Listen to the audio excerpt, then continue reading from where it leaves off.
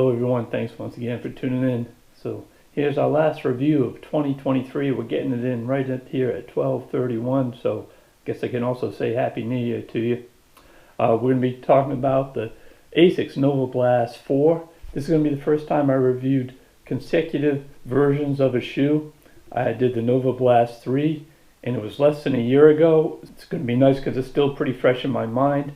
And I like that Novablast 3. It was a good shoe. I thought it could be a very good shoe with a few tweaks. So I'm hoping that's what they've done here with this version 4. But first, let's go ahead and review the basics. Neutral support shoe, made for road and track running. Listed as max cushioning. Has an 8mm drop. The size 12, which I wear, weighed in at 10.48 ounces, which is 297 grams. That's actually 0.71 ounces or 20 grams heavier than the version 3. That really bucks the trend of what you typically get on these different versions of shoes. I found it true to size. I gave it an A- for sustainability. Now the previous version I gave it a B because they talked a lot about what they were doing for sustainability, but they didn't. The details I gave were rather vague. On this version, they really promote what they've done to make this a more sustainable shoe, whether it's materials that they incorporated into the shoe or the design process, how they dyed it. The bottom line is, with everything they've incorporated this shoe, they've reduced their carbon footprint by 23% from the industry standard. And the fact that they really highlight it and talk about it so much in their promotion of the shoe, I think is just fantastic. And so they're getting an A- for this. I'll tell you what is also great is the cost of this shoe. It stayed at $140, same as the previous versions. You almost never see that, right? You make some tweaks, new version, we get to charge an extra 10 bucks or so for the shoe. Nope, still $140. So props there to ASICS. So the basis for all the Novablast shoes is this FF Blast Plus material that they use in the foam. So FF stands for flight foam, and the Blast Plus means it's just been re-engineered to make it a bit more lighter and just as bouncy. It's supposed to provide a trampoline-inspired feel with the run, meaning that they're trying to hit that perfect balance of the right amount of cushioning with the right amount of energy return. So with that in mind, they made 4 tweaks. They re-engineered the midsole and outsole geometry to give it a more energized ride. 2, they've made a more softer and breathable upper. 3, they've changed the tongue wing construction to reduce tongue movement. And 4 was all the eco-friendly construction that went into the whole type of shoe that they can reduce that carbon footprint. So let's see how they did. So when I first put on this shoe, while it didn't necessarily feel heavier, it did seem a bit more clunky. And sure enough, as I subsequently found out, part of the redesign and giving it this flight foam so it's a bit more bouncier is they've increased the stack height, meaning the shoe rides a little bit higher, and when you do that, you end up widening out the base slightly. And so I could feel that. Again, it didn't feel heavier, but it just felt a bit more big and clunkier, especially back here on the heel. This part just seemed to, it does stick out more than the version 3. With that wider base comes a slightly wider toe box, which probably most people won't notice. I have narrow feet, and one of the things I liked about that version 3 was I felt the toe box was a bit narrower than what you normally get. It wasn't an issue necessarily, but something just to keep in mind. But then as you move back throughout the shoe, the mid foot and back here on the heel and this heel tab where they've flared it up even further, you get this good, nice lockdown. And as far as this redesigned mesh, I liked it quite a bit. It's a little too early to tell if it's going to breathe much better, but it certainly is softer on the inside.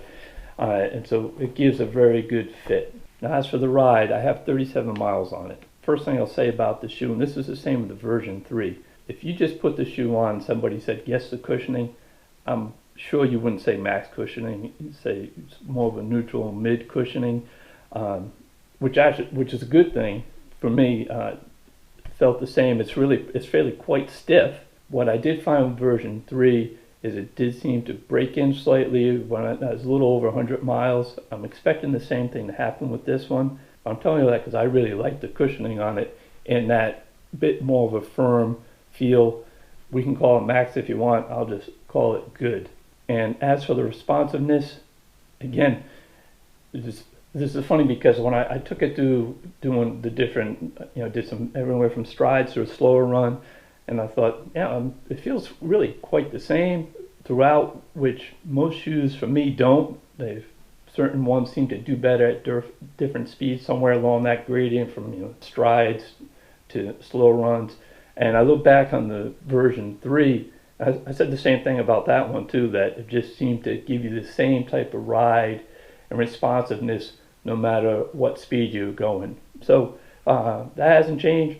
You know what you're going to get. It's a good steady ride. And one of the things I got to talk about is ASICS actually states that they improved the tongue wing construction to reduce the amount of tongue movement. I didn't have an issue with the version 3 of the tongue moving.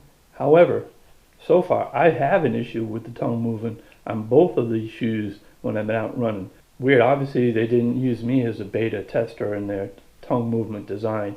And normally that's not a problem, but I will tell you, even on one of the runs, that it moved so much it started to bunch up a bit, and I could feel it during the run. That is something for keep an eye on, and I'll be monitoring pretty closely as we go throughout these 300 miles. So there you go. That's our initial impressions of the ASICS Novablast 4. I do the initial review, and then I take it out for 300 miles, document how it went throughout the 300 miles, so I can come back and tell you what to expect from this shoe, and most importantly, how many miles you can get from your money. So if you haven't subscribed, please consider doing so. You'll know when this shoe review comes out, any of our shoe reviews, as well as any of our state races. We're excited about 2024. I've got some other ideas on videos that we're going to be doing. We still have our New York City Marathon event and experience to post. That was a special one for me. I finished the 6 major marathons. That's my last one. I've actually got a pin that was given to me by a friend from the run club, just commemorating finishing all 6 of the major marathons. I want to wish everybody Happy New Year. Racing Nation was born when I decided kind of later in life to start running. My daughter was already running. My wife already worked out. My son doesn't run, but he's capable of running. We keep hoping that he's going to keep enjoying us. And now my son-in-law certainly is also a runner. But we started it just because when we would go to these races, and the race atmosphere was just unlike anything else that you're going to experience. Anybody who's already running already knows that and has been bitten by that bug. Great. If you haven't, then just want to do it this new year. Just go ahead, find a local race, 5K, whatever you want. Don't worry if you can't run fast. Don't worry if you can't even run. There's plenty of races. Just sign up. Enjoy the atmosphere. Enjoy everything that comes with getting outside and moving around, because we're convinced once you put your money down, you too can do your own Racing Nation journey, where you can get out, exercise, explore, and enjoy.